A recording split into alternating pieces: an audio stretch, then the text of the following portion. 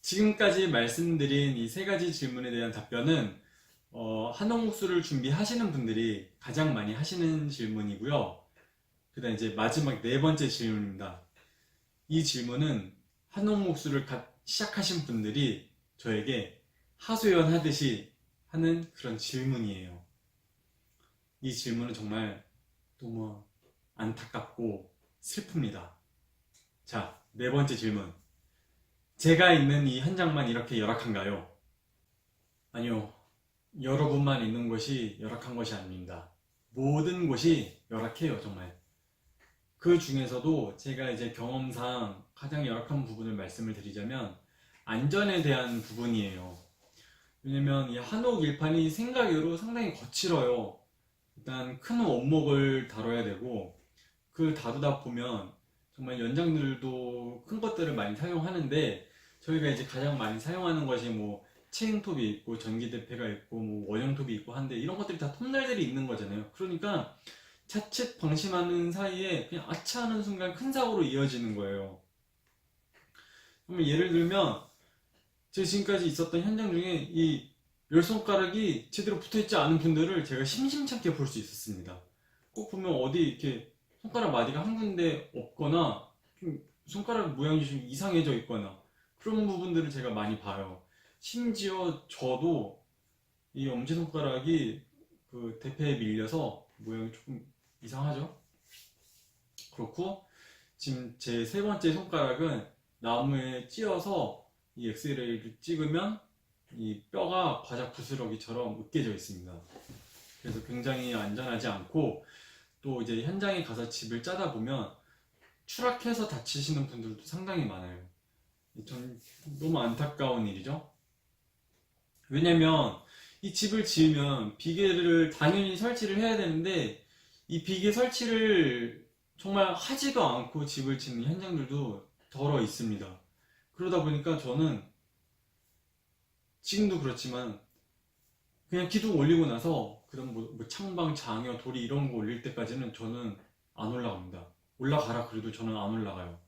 이게 올라가서 하면은 되게 일을 잘하는 것처럼 보이기도 해서 처음에는 막 올라가려고 되게 노력을 했는데 이게 생각을 해보니까 올라가서 다치면 내가 앞으로 이 일을 할 수가 없는 거잖아요. 나는 그러니까 헛되이 그냥 쓸데없이 다치고 싶지가 않은 거예요. 그래서 저는 그냥 기둥까지 올리고 이제 석가래 올리기 시작하면 그때부터 이제 지붕이 올라가고 좀 그러는데 이렇게 안전에 대한 장치들이 잘 마련되어 있지가 않아요. 그래서 그런 것들이 열악하고 그 삶이 이제 이렇게 해서 다치게 되면 일단 내가 살해범 적용이 되지 않기 때문에 산재 처리가 되지 않는 경우도 상당히 많아요. 그러니까 뭐 사실 이제 인정상 사장님들이 이렇게 치료비를 내주시고 혹시 약값을 주시거나 이렇게 하는데 만약에 더 큰 사고가 난다면 어떻게 될까요? 정말 이거는 뭐 상상도 하기 싫네요. 그러니까 아무튼 우리는 뭔가 안전한 사회보장제도라는 범위 안에 사회보장제도 시스템 안에 들어가 있지 못하는 거예요. 그래서 정말 어렵습니다. 어려워요. 자, 이렇게 안전에 대한 문제가 있고 두 번째는 그냥 생활 환경. 생활 환경이 어떠냐 하면 보통의 침묵장들이 되게 시골 깊숙한 곳에 있어요. 정말 뭐 이런 데도 사람이 사나? 뭐 이럴 정도로 물론 안 그런 곳들도 있지만 아무튼 근데 그러다 보니까 뭐 당연히 출퇴근하는 거는 어려울 수밖에 없습니다. 그냥 거기 침묵장 안에 있는 숙소에서 생활을 해야 되겠죠. 그리고 거기서 생활을 하고 이제 침묵이 다 끝나면은 조립을 하러 현장에 가야 되는데 그럼 또 그 현장에 있는 숙소에서 또 생활을 해야 됩니다. 이러다 보니까 집에 들어갈 수 있는 날이 정말 별로 없어지는 거예요. 저는 그래도 기왕이면 일주일에 한 번은 꼭 일을 할 때 이렇게 집에 가곤 했는데 그렇지 못한 경우에는 진짜 2주에 한 번 갈 때도 있고 한 달에 한 번 갈 때도 있고 그러거든요.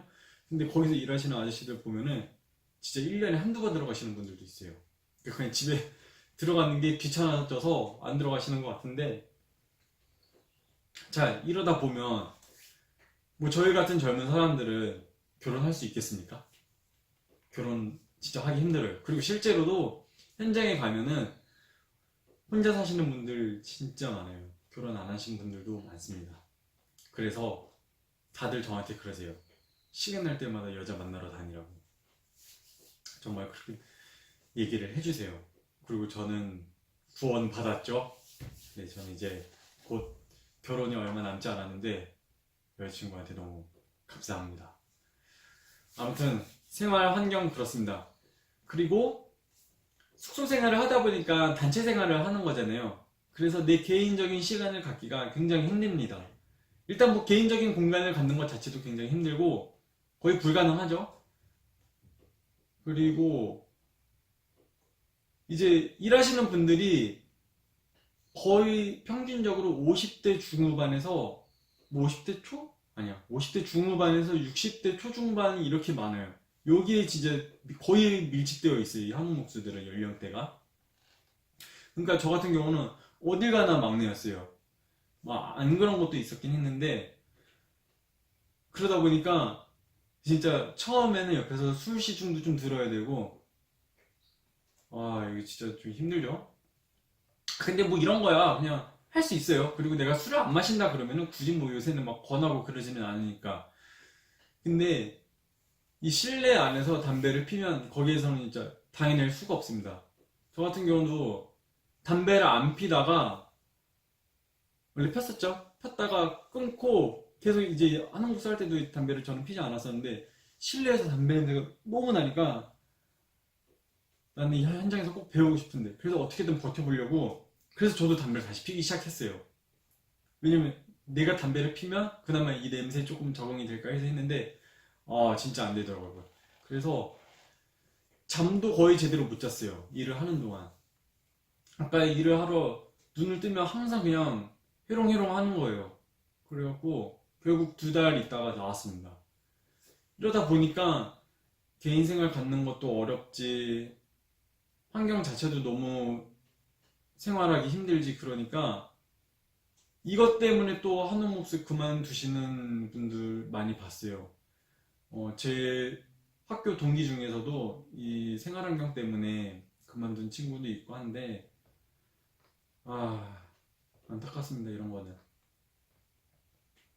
이렇게 열악한 한옥목수의 환경을 뭐 얘기하자면 끝도 없을 것 같고 뭐 이쯤에서 정리를 할게요.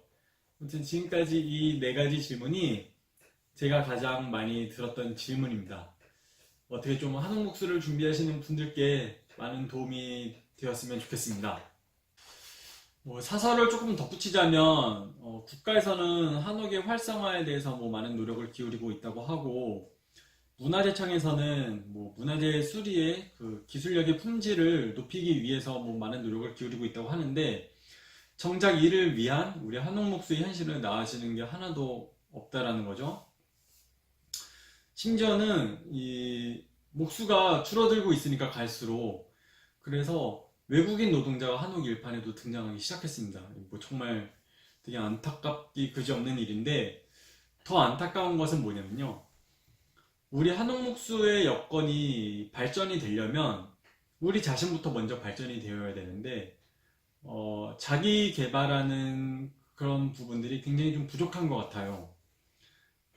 뭐 물론 모든 분들이 그렇지는 않겠지만은 정말 뭐 이렇게 보다 보면 뭐 일하면서 술 마시고 뭐 참 먹으면서 술 마시고 일 끝나고 술 마시고 뭐 이러다 보니 언제 자기 개발을 할 수가 있겠어요. 그러니까 앞으로 이제 한옥 목수를 준비하시는 분들 아니면 이제 시작한 지 얼마 안 되신 분들은 정말 이 한옥 목수에 대한 초심을 잃지 마시고 꼭 잘 해내시길 바라겠고 저도 더 열심히 해보겠습니다.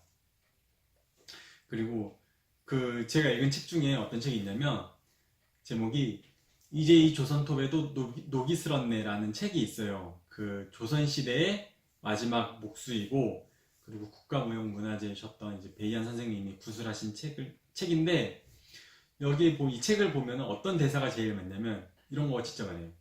목수들 죄 거지야.